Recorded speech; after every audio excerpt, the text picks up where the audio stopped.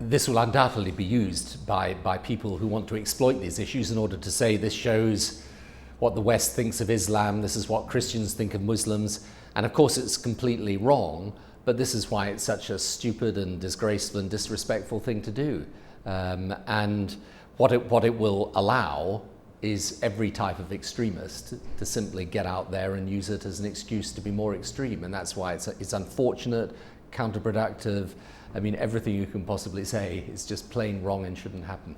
One of the things we've got to do in this is, at the same time as all of us, political leaders and Christians, frankly, saying this is wrong, it's disgraceful, it's disrespectful, it's not what we think, is also to say, and what is more, we are the people, in this instance at least, that represent the majority of sensible Christians, sensible Americans, people who live in the West. A pastor with a congregation of 50 does not represent us any more, frankly, than the tiny extremists who carry out acts of violence and do so allegedly in the name of Islam represent the truth about Islam. So what this actually requires is for us to have a bit of mutual understanding on this. There are extremes and people who act in an extreme manner in every religious faith. It doesn't make them represent the faith.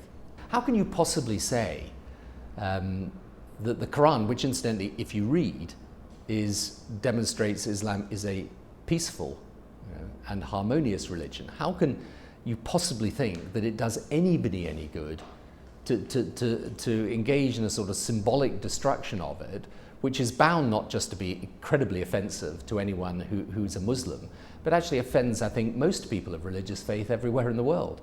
With the television and technology and means of communication of 30 years ago, something like this wouldn't have the same impact. The difficulty now is things like this become spread worldwide very, very quickly.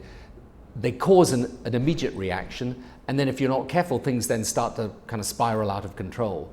So, the truth is that there is that fragility in the relationship between the West and Islam, but what's important for Muslims to hear today, in a sense particularly from people like me, is this does not represent countries like us, and it certainly doesn't represent the overwhelming majority of people of the Christian faith who abhor this, think it's wrong, thinks it's disrespectful and shouldn't happen. I think it's really important actually that President Obama and Hillary Clinton and everyone's come out and said it's wrong, and I hope that message, it's actually more important that message goes out in the media in the world of Islam so that people see very clearly this is not something that represents any proper true Christian thought.